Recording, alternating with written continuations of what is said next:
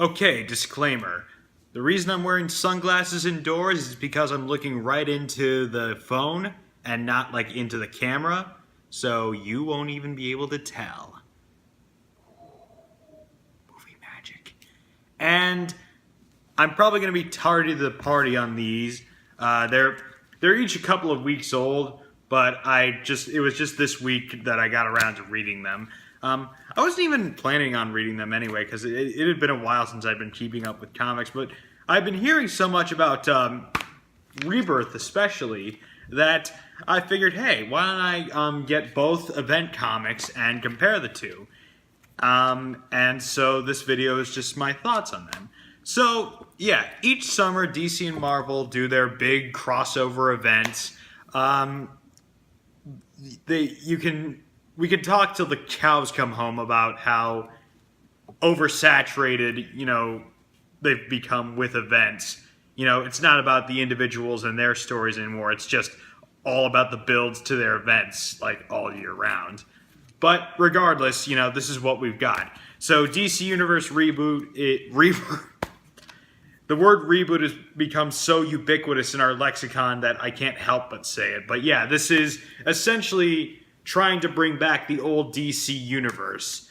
So, I'm gonna take you back into the past to play some shitty games and suck ass and whatever. And Civil War 2 is also going back to the past, but it's harkening back to probably the most famous event of the last decade, Civil War. They made some little indie movie about it this year or something. I don't know. But what's funny to me about Civil War, this is like gonna go on a tangent. I'm gonna go on a lot of tangents. But what's funny about Civil War is that it's easily the most famous thing that the Marvel comics themselves have done in the last 15 years or so. And yet it's generally known to be a bad comic.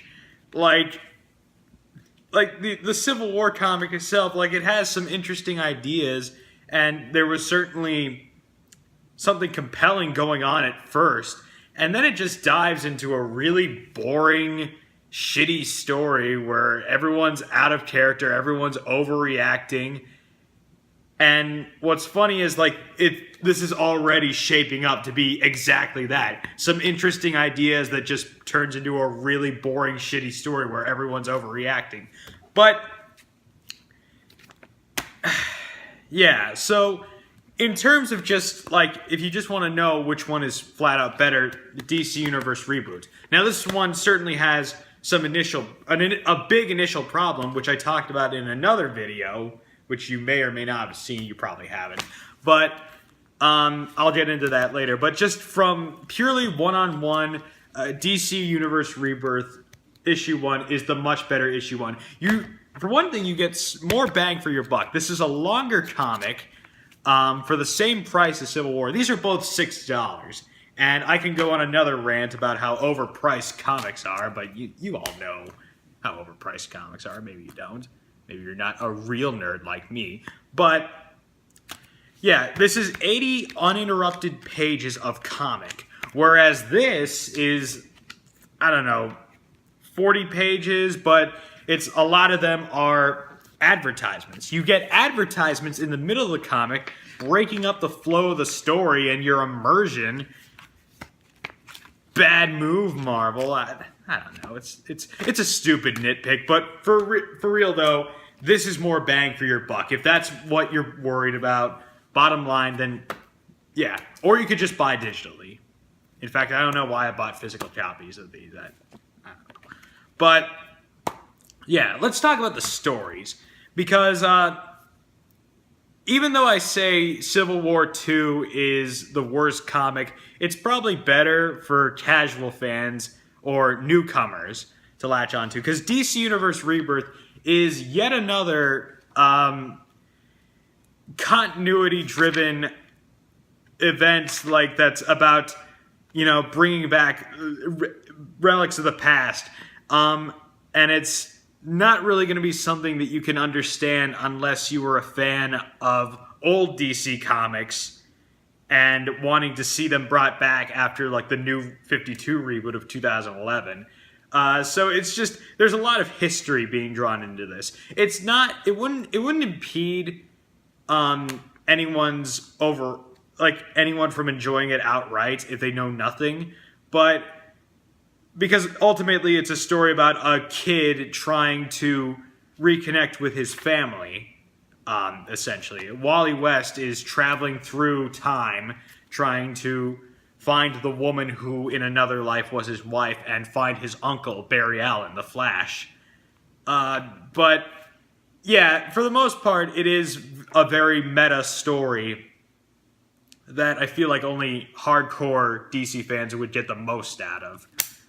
But, it's your call. With Civil War 2, on the other hand, it's a very simple, the Avengers stop a supervillain, or rather, like, all the Marvel superheroes stop a supervillain, but they find out that it was because this guy could predict the future.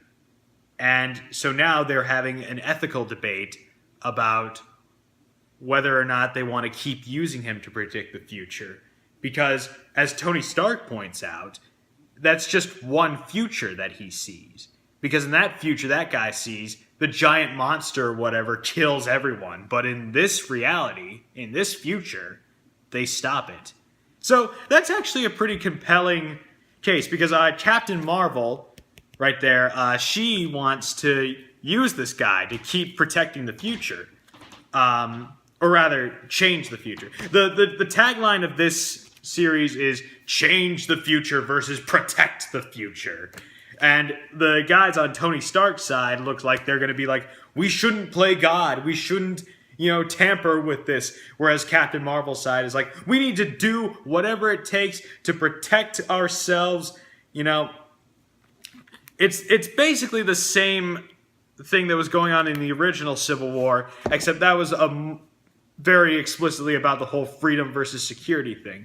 What I will say is interesting about Civil War 2 is that Tony Stark, if you read Civil War and World War Hulk, he's very much about doing whatever it takes to protect and save people and make sure nothing bad happens ever again. Whereas here, it's kind of like he's got more perspective over the years. And now he's thinking, maybe we shouldn't tamper with this. Maybe we should have faith in ourselves that we will do what's best when the time comes and not take these extreme measures to make sure nothing bad ever happens again. I don't know. I think that's an interesting point of character development, except it goes all the way down the fucking hill near the end because the guy... the fucking whatever his fucking name is. This is another thing. The story is tied around the Inhumans, and if you don't know or give a fuck about the Inhumans, I don't either. It's just the stupid thing where Marvel is trying to push them as the next big thing because they can't make X-Men movies, so they've kind of pushed the X-Men out of importance in the comics continuity. So now it's like it's all about the Inhumans now. It's stupid, but basically, this guy who can tell the future, he's an Inhuman, and so he tells Captain Marvel's team of heroes about something, but something goes wrong, and Rhodey dies, War Machine dies, and She-Hulk dies, and Tony is just like, how dare you! You're never gonna play God ever again! And so I guess Tony's now out to go kill this guy who can tell the future or whatever, and She-Hulk, before she dies, tells Captain Marvel, Don't let him, Carol! It's our future, not his! And so now they're gonna fight.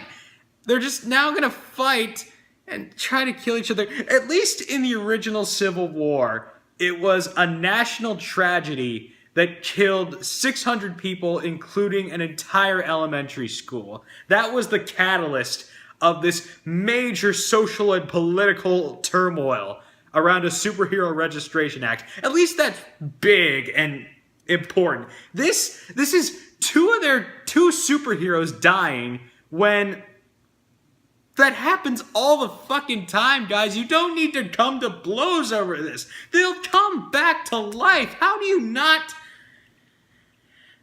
how do they not know that they can just come back?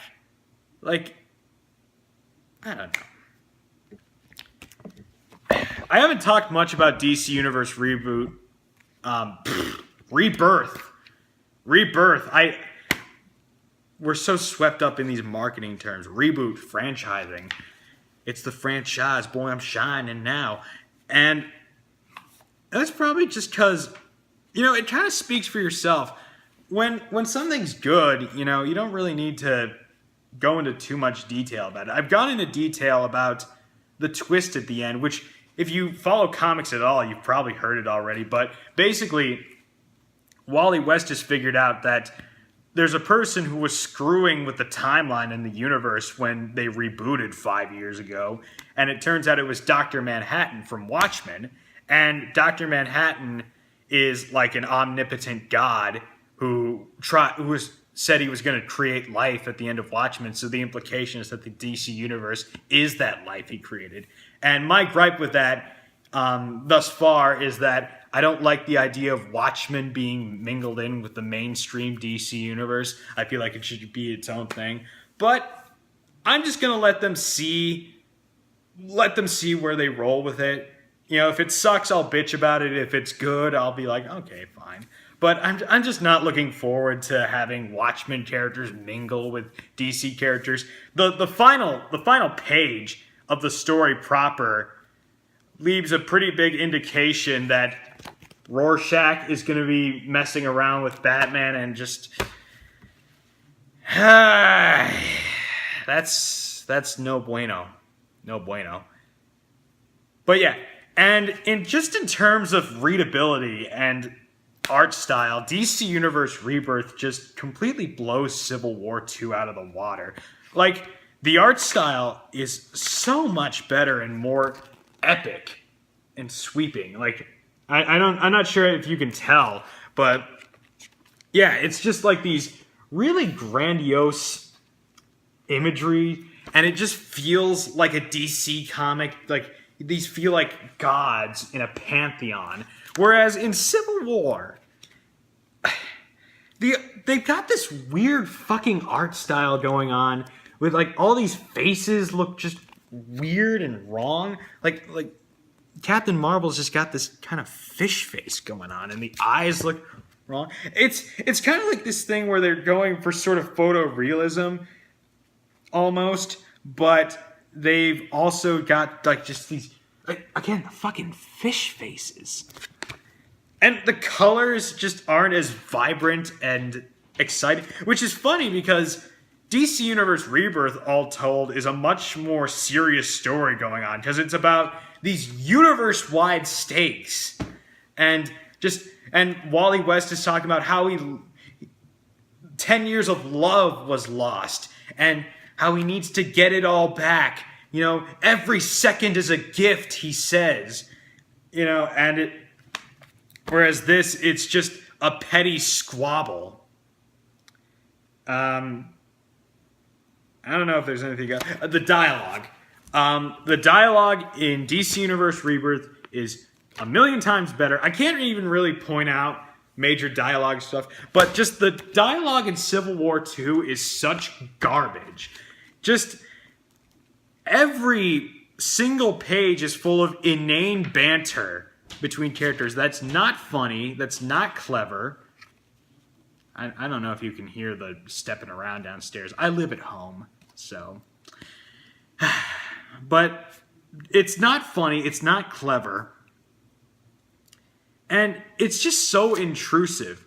They're just trying to have a conversation, but people will just keep blurting out stupid stuff. Usually Spider-Man. That's supposed to be Spider-Man's job, but now it's like everyone's job in Marvel is just to keep spouting nonsense in an attempt to be funny. Like, they're trying to make memes. Like, Marvel is just trying to make memes. Like, there was this one guy who tweeted, like, just pictures of these really cringy panels from Marvel Comics, and it's just a bunch of these social justice platitudes that don't make any sense of the context of their story, but it's trying to be both cute and funny, but at the same time be shared on Tumblr. It's now just like all of it. This is all of Marvel now. And like there aren't any social justice platitudes in Civil War 2, but it's that same kind of feeling where it's like everyone's just like they're trying to be like the movies.